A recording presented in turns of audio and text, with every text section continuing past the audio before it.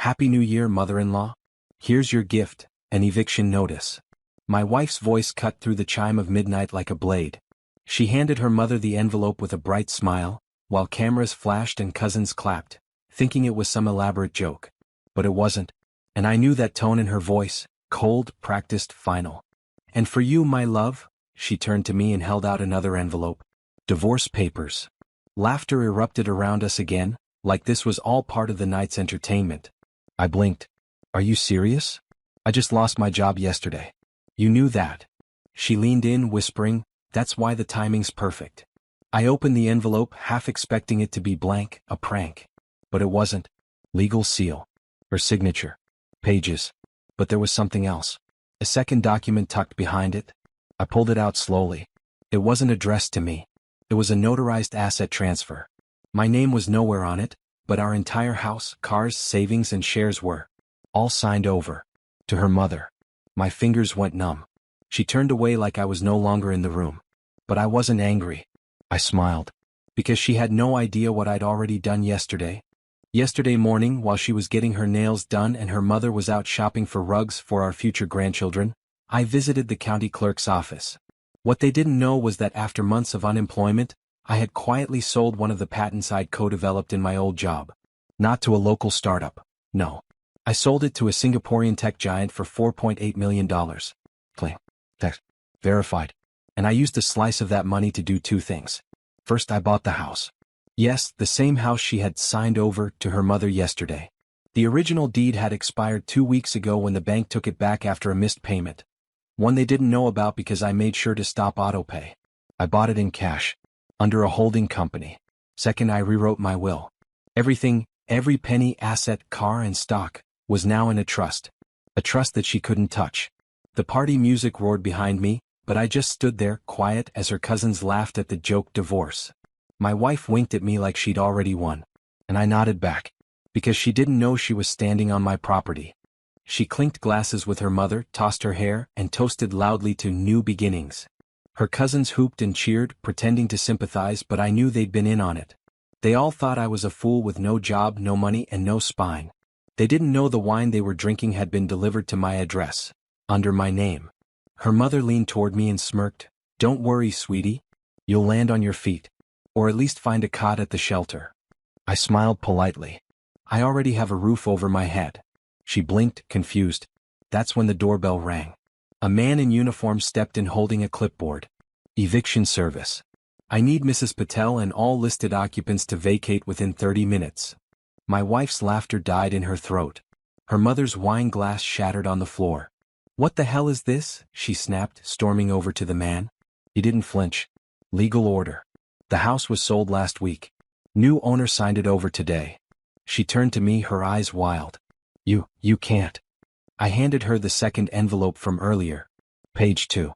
You signed your name over, remember? And then I added quietly. Welcome to my housewarming. For a second the room was frozen. Then her uncle lunged at me. You think this is funny? Humiliating us on New Year's Eve. I stepped back calmly, pulled my phone from my coat pocket and played the security footage, their entire champagne toast from 20 minutes earlier, followed by my wife's exact words, he's jobless. Clueless. By next month he'll be out on the streets. I glanced at the screen. The cameras? Still connected to my name. My system. My house. My wife's cousin gasped. Her mother turned red. You recorded us? No, I said, pocketing the phone. I recorded you. You chose your words. She opened her mouth to scream, but I cut her off. Your boyfriend, I added coldly, might want to find another place to crash. Since his name is on nothing. That was when she realized I knew. Her eyes darted to her purse, where I'd seen the burner phone earlier. I nodded slowly. Happy New Year, darling. You traded everything for an affair, a lie, and a fake future. The officer gestured. Ma'am, you and your guests need to leave now. She stared at me, tears rising. I didn't flinch. She hadn't even begun to feel what I had. The house felt different now, like the soul had been scraped out of it. She stood by the door, arms folded, trying to bargain. You don't understand, Alex, she whispered. It wasn't serious. I panicked. The money, your job, everything was falling apart. I stared at her, expression blank. So your solution was to sleep with someone else and then kick me out of my own home on New Year's Eve? She stepped forward, but the officer blocked her. This is your final warning. The car's waiting. My wife, ex-wife technically, once the papers were signed, turned toward her mother, then back to me. I didn't mean to lose you, she whispered. I almost laughed. You didn't lose me. You bet against me. That's different. I watched as her heels clicked across the marble floor one last time, every step echoing in silence. She paused in the doorway. What happens now? I looked around the room. The champagne flutes. The fake laughter. The betrayal written into the walls. I answered softly, now? I rebuild. Without dead weight.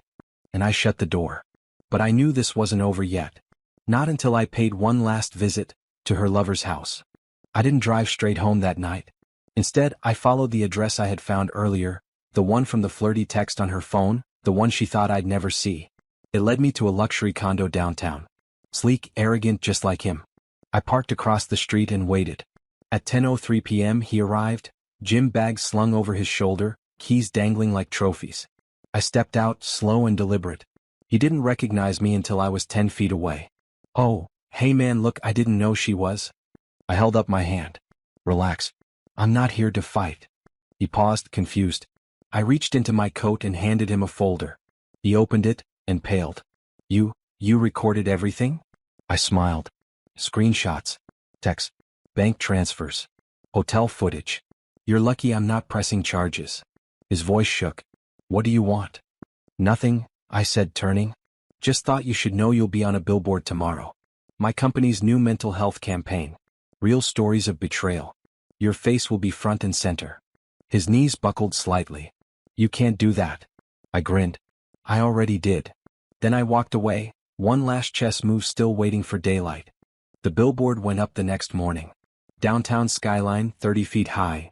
His smug face beside the words, "Gaslighters don't look like villains, until they do." It exploded online within hours. By noon, my office receptionist had 47 voicemails, reporters, influencers, even his old company trying to do damage control. But I didn't return a single call. I just waited. At 6:42 p.m., my wife showed up at my condo unannounced. Makeup smudged. Eyes wild. She barged in before I said a word. You humiliated me. Why would you? I stayed seated. You think you can just destroy people because you're rich now? No, I said calmly. I think I can destroy people because I know how they operate. She stood frozen. Then her gaze dropped to the table, a single sheet of paper lying between us. Her face drained. You had me sign a postnup? It was in the anniversary surprise envelope you barely looked at. She stumbled back, shaking. You can't. You wouldn't? I already did. The silence between us cracked something invisible. But before she turned to leave, I added, and just so you know, the eviction notice was real. Happy New Year. 2 weeks later, I stood on stage, shaking hands with the CEO of a nonprofit that helps evicted families find shelter. Press cameras flashed. Reporters asked questions about the mysterious donor who had funded 10 emergency housing projects overnight. I simply smiled. No interviews. No ego. Just a quiet victory. My ex-wife? She moved in with her simple boyfriend after the media fallout. Turns out he did love her, until the lawsuit hit for using company funds to cover their Maldives trip. Then he ghosted her.